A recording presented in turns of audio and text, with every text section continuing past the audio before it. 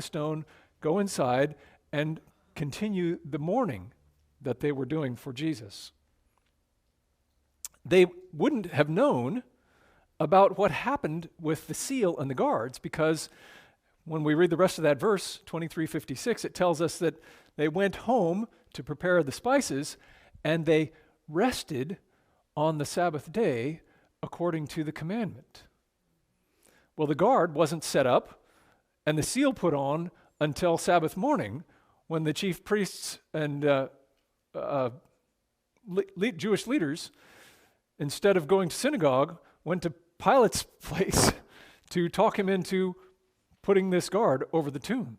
So the women had no idea, because they were observing the Sabbath according to the commandment. One thing that we should notice about that is that as far as Jesus' closest followers were concerned, the Sabbath was still absolutely in effect.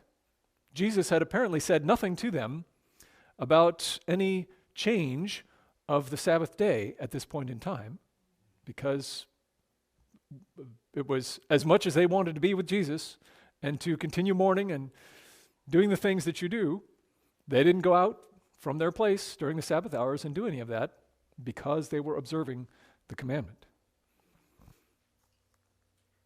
We noted last time that Jesus deliberately rested in the tomb on the Sabbath day, following that creation pattern of resting when his work is perfect and complete. So let's just be clear. We know which day is the seventh day today. Nobody has lost track of the weekly cycle from the time of Jesus until today. You can go to our Jewish neighbors and friends, and they've been keeping track of the 7-day cycle from that time to this. It's actually not so easy to lose track of the weekly cycle, because many people in different places around the world observe a 7-day week. It would be very difficult for us to lose track of that. But if it were to happen, God can intervene and reveal which day it is, like he did during the wilderness wandering, when he gave manna on 6 days and a double portion on the 6th, and no manna showed up on the 7th. And so we have every reason to believe that the Sabbath has been preserved, and we know which day of the week is actually the 7th day. So what order would you put the events described in verses 2 to 4? It says, "There was a violent earthquake, for an angel of the Lord came down from heaven, and going to the tomb rolled back the stone and sat on it. His appearance was like lightning, his clothes white as snow, and the guards were so afraid of him they shook and became like dead men." What actually happens first of those things? So the angel comes down first. Well, there's several other things, but perhaps the guards start shaking immediately because of his brightness. That's quite possible. The angel comes down. He would roll back the stone. He does that before he sits on it. Where does the earthquake come in?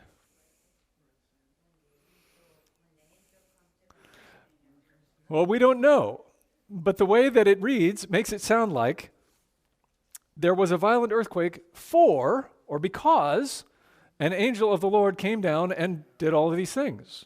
So somewhere along the lines, either when the angel first shows up, maybe when he, zooms down here to earth, he's a little too exuberant when he hits the ground and boom, shakes the whole place. Or maybe it happens when he flicks that stone out of the way like a pebble. Tink.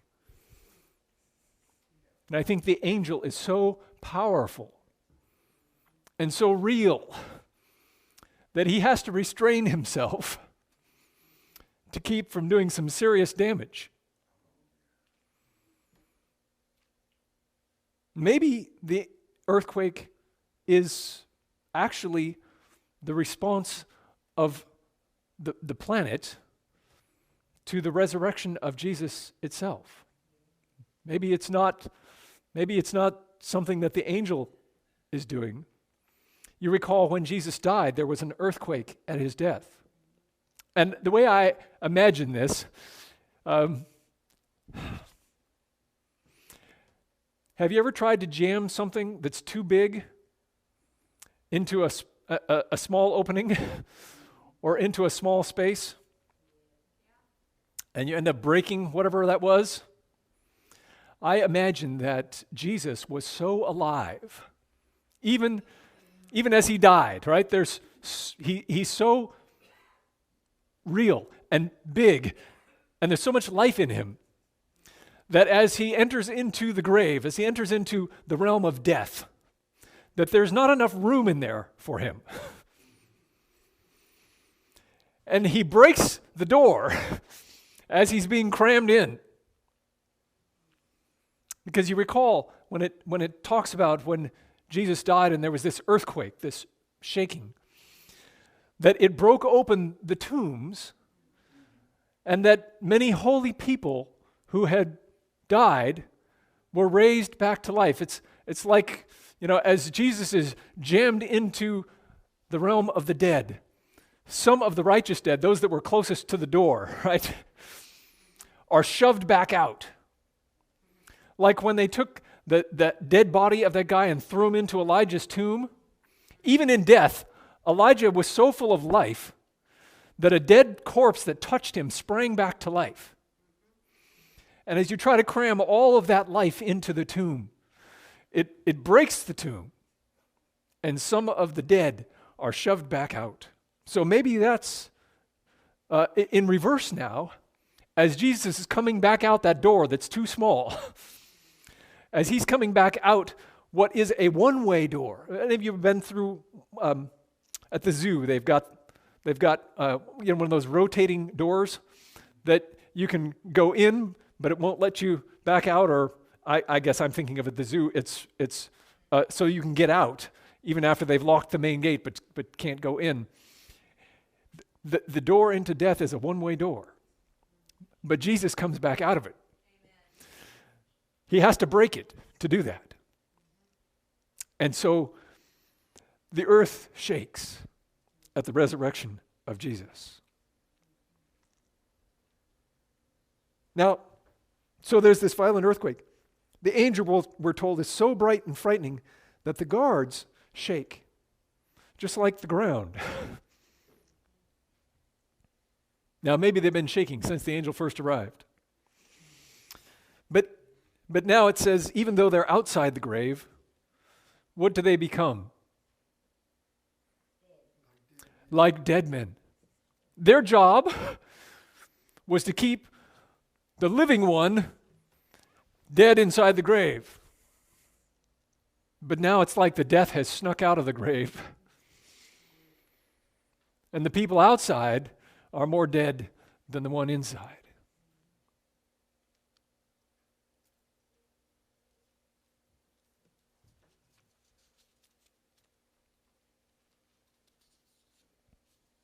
So when do these events take place in relation to the arrival of the women? It's not obvious at first in the flow of events when the women arrive, because Matthew just immediately goes from describing what happened to the soldiers to recounting what the angel said to the women, as if they've been standing there the whole time. But when the angel tells the women, he is not here, he has risen already, come see the empty place where he was, it becomes clear that the women couldn't have been standing there the whole time. The women not only missed seeing the angel come down and the soldiers incapacitated, but it appears that the angel must have turned down the lights enough for the soldiers to recover from their death-like state and run. Because the women don't ask, who are all these dead guys on the ground? It appears that the women arrive after all of these events have happened and the soldiers have already departed the scene. And I never really noticed before what's missing from this account. There's one major event in here that's implied, but doesn't get any actual description. Did you notice? The actual resurrection of Jesus is not described. It just kind of jumps over that. Matthew does not describe the moment when the chemistry of Jesus' body is put back into disequilibrium. You understand? You and I are a chain of chemical reactions that never reaches a state of equilibrium. The reactions are constantly changing, moving. The only time the chemical reactions in your body stop is when you're dead, and then everything reaches equilibrium. Jesus had died, all the chemical reactions in his body had ceased. But at some point, God puts them back into living motion again. I mean, it's really remarkable, that whole concept, right? Since God formed Adam out of the dust of the ground, the dirt was in a state of equilibrium. But he breathes into Adam the breath of life and simultaneously has to put all of these chemical reactions in motion, in place at once. I mean, this is why human beings are not going to create life in a lab.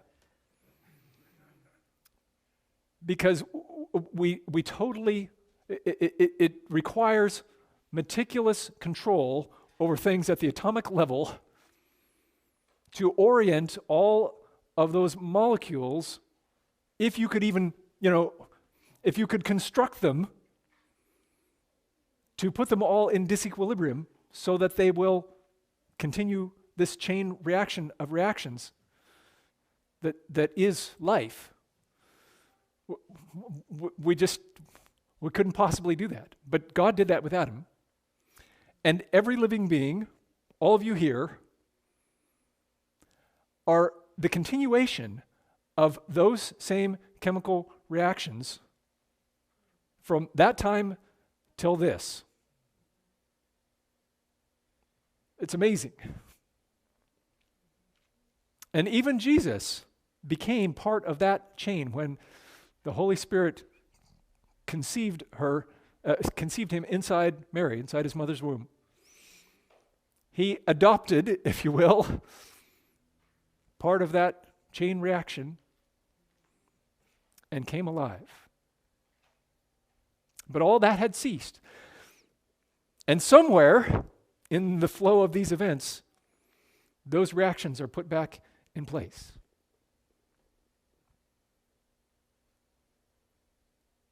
His heart begins to pump. The veins and arteries are suffused with fresh blood. He begins to breathe again. But Matthew doesn't describe Jesus' first after-death breath, or the moment when thought flickers again through his human nervous system. He doesn't even explain to us where Jesus went between being raised and surprising the women on their way to town. What is going on here? Why isn't Jesus sitting at the door of the tomb, waiting for the women? The angel sitting there on the stone, he's hanging out, he's expecting someone. Where'd Jesus go? What's he up to? Well, maybe he got up early to have his quiet time with God that morning. Maybe he's gone off to the garden to pray. We know that he didn't go to heaven immediately because he later tells Mary Magdalene that he's not yet ascended to the Father. If nothing else, he makes a little space for the soldiers to recover and leave the scene.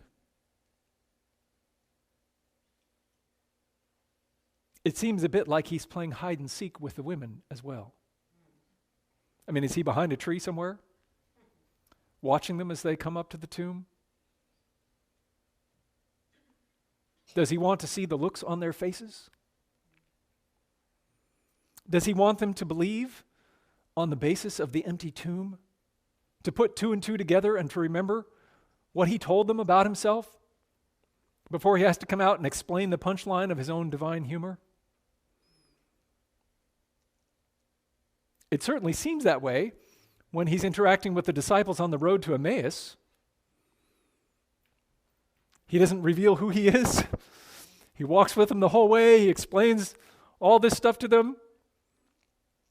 And then only after they've come to understand from his word what has happened does he reveal himself. Jesus seems to be having a little bit of fun with all of this. He's kind of drawing it out, making it last. He's been under such incredible strain for months, for years. And finally, for the first time, he's able to just enjoy the victory, to relax. And I think he's having fun sharing it little by little to maximize the impact. It reminds me actually of the introductory story. None of them knew the punchline. And he's having fun revealing it to them little by little. Jesus doesn't need to be in a hurry to send the women off as eyewitnesses. We've remarked several times that it's unexpected for anyone in the ancient Near East to choose women to be witnesses, to be the first evangelists, the first eyewitnesses of the resurrection, because women were generally not deemed to be reliable witnesses. Paul doesn't even mention the women in his treatise on the witnesses of the resurrection in 1 Corinthians 15. He goes right to the disciples and the 500 and to himself, encountering Jesus. He doesn't even mention the women. Now, the women are the first to be obedient to the angels and to Jesus' commission. They are the first to be filled with joy. They're the first to touch him. They're the first to worship him. But they're not technically the first witnesses of the resurrection. The first witnesses were the soldiers assigned to guard the tomb. And they went out and testified about what they'd seen without even being urged to do so. They were not glad, but terrified, but they could not keep quiet about what they saw. Which leads to an interesting possibility. If the women weren't there to see the angel come down and roll away the stone and incapacitate the guards, then how does Matthew know what happened?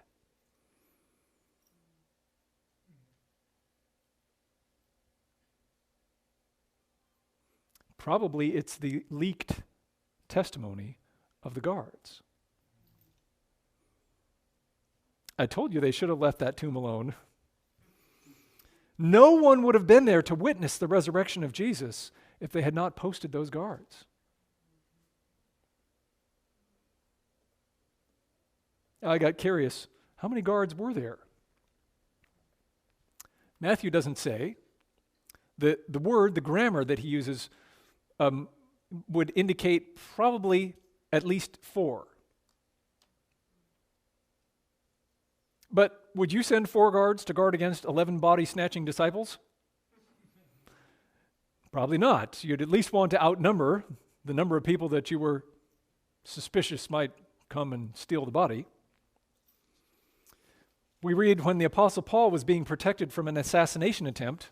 You recall he was there in Jerusalem, and there was a group of 40 Jews who had sworn that they wouldn't eat or drink until they had killed Paul. When Paul was under threat of assassination from a group of 40, do you know how many soldiers they pulled out to protect him while they were taking him down to Caesarea? Nobody knows. I wouldn't have known. 470 soldiers.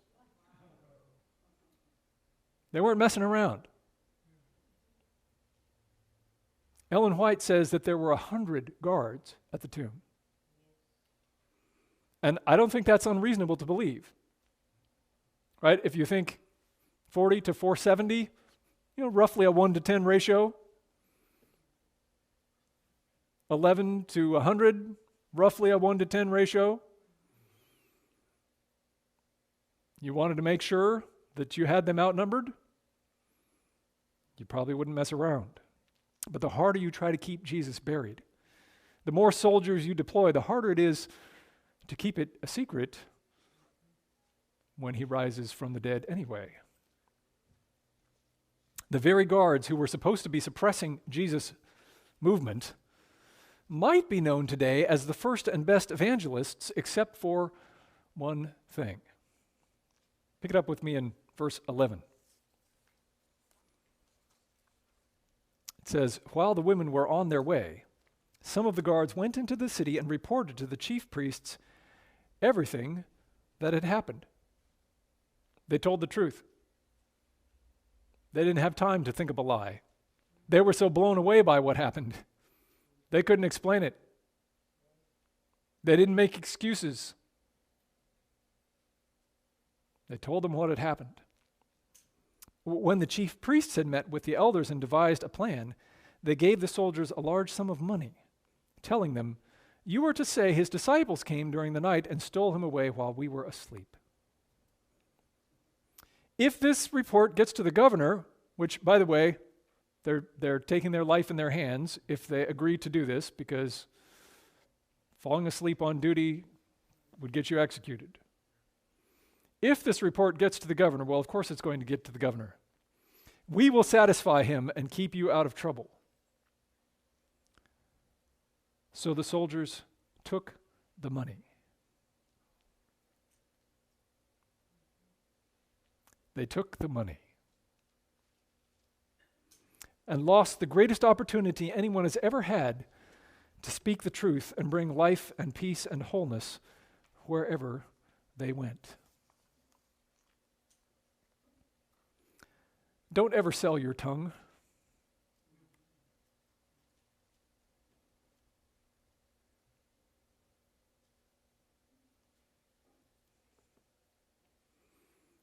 You may be familiar with this quotation from the book Education. "The greatest want of the world is the want of men." Sorry, ladies, we'll get to you in a moment. "Men who will not be bought or sold. Men who in their inmost souls are true and honest. Men who do not fear to call sin by its right name. Men whose conscience is as true to duty as the needle to the pole. Men who will stand for the right, though the heavens fall." Now, clearly you ladies are included. But trust me, I mean no offense when I say, if all of the women are honest and true like this, but the men are for sale, we are still in serious trouble. We need the men to stand up and to tell the truth, even if it's only to keep in check some men who might not be so honest.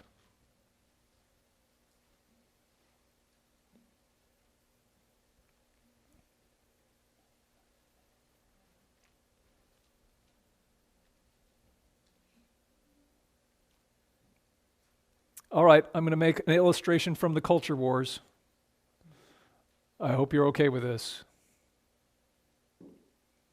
In the aftermath of the recent election, at least one group of analysts concluded that the most effective Donald Trump ad was the one pointing out the ridiculousness of trans ideology. I don't know if any of you saw the ad. I didn't see it except online. Kamala Harris was on record on video supporting taxpayer-funded sex change surgery for detained migrants and incarcerated prisoners.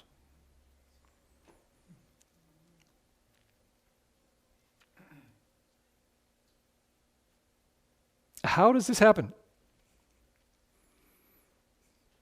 It starts with a lie. It is a lie to say that a man can become a woman, or a woman can become a man. Some people say, yeah, but it doesn't matter, live and let live, it doesn't affect me. But when you're willing to lie, because it's easier, because it would cost you something to tell the truth.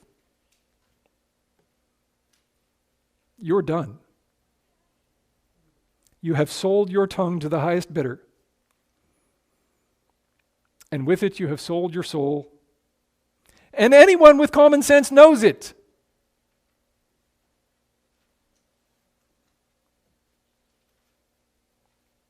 You don't respect someone whose tongue is for sale, who would lie for money. So don't be that person. These soldiers will forever be known as the ones who took the money to tell one of the most ridiculous lies about the greatest event in human history. Why in the world would the disciples lie? Saying that Jesus rose from the dead, if they knew that he didn't rise from the dead. It's going to get them persecuted, hunted, killed, mocked. What's in it for them? There's nothing in it for them. It's the most ridiculous lie anybody could have made up. But they took the money.